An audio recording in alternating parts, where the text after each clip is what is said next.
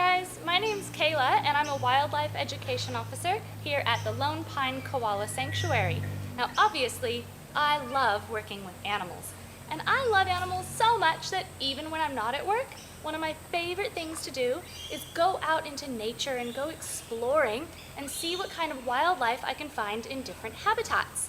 Now, a habitat is a word for a place where an animal likes to live. And there's lots of different habitats like the desert, the rainforest, the mountains, and different animals have different adaptations to help them live in these different areas.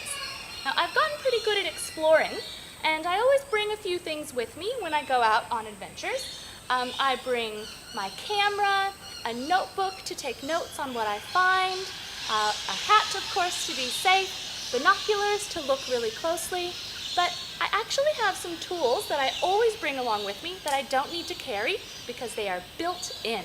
I'm talking about my senses. So exploring isn't only about looking for animals. Sometimes you have to use your other senses to help you out as well.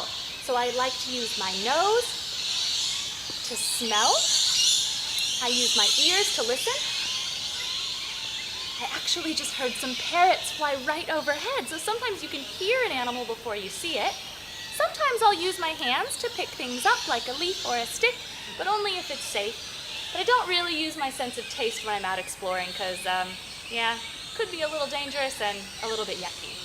Now, everything I find, I like to put it in my journal. So this is my explorer journal where I've kept track of different adventures that I've been on. So as I said before, I've been out to the rainforest and the desert, and I've got really great pictures, but you know what? You don't actually have to go far to have an amazing adventure. Some of the coolest animals I've ever found have actually been right around my own house, even in my own backyard. And I'm sure you all have really cool animals around your house as well. I'd like to share with you one of my adventures today. It's one of my absolute favorite.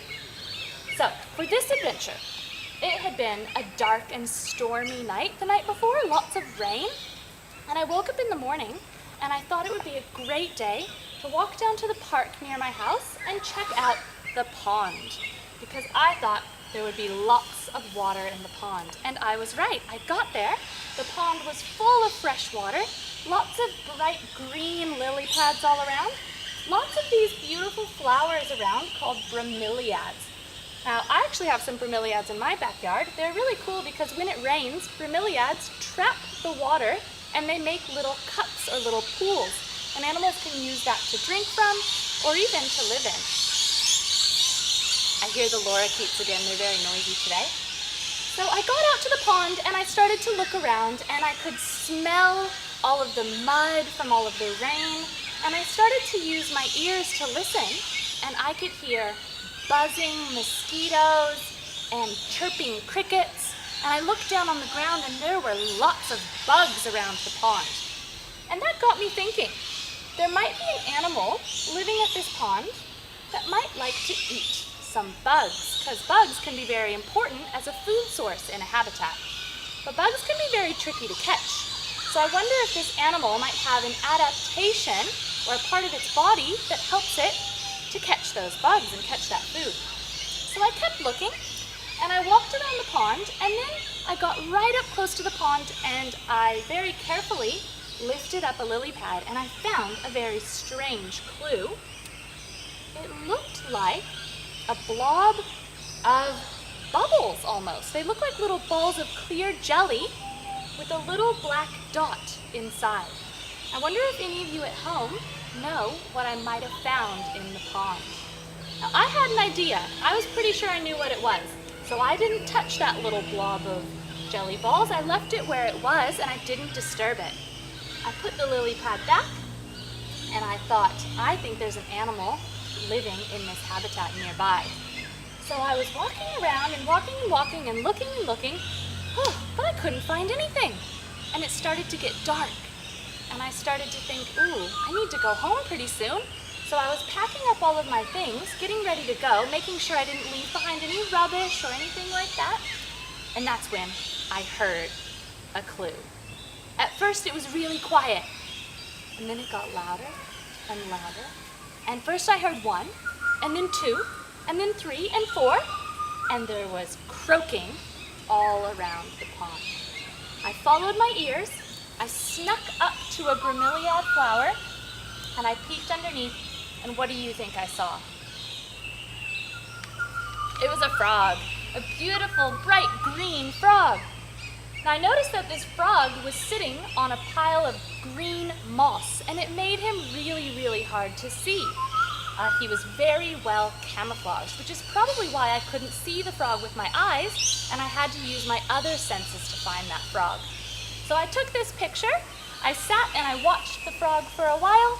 I didn't pick him up or disturb him, because he has the perfect habitat. Everything a frog needs to be happy.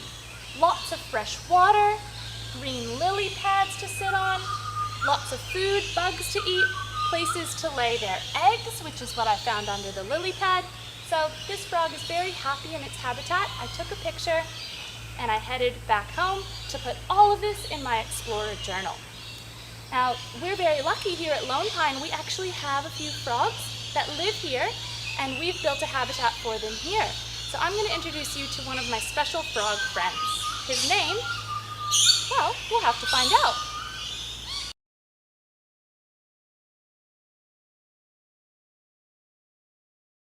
Hi guys, so this is one of our splendid or magnificent tree frogs.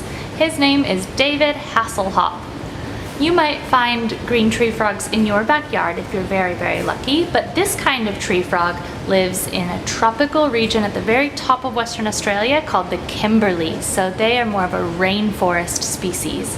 They've got lots of really cool adaptations for living in the rainforest habitat. They have their beautiful green skin, which helps them to camouflage. That helps them hide from predators and also sneak up on prey, like bugs. They also have a sticky little suction cup on the end of each of their fingers and toes, and that's really good for climbing and hopping amongst the trees. Now, to defend themselves from predators, this type of frog also has poison on the back of its neck. But the poison isn't dangerous or deadly, it just gives them a really bad taste. So if a predator tries to eat them, they'll get a yucky bit of poison in their mouth. They also have those beautiful spots which help them to camouflage as well.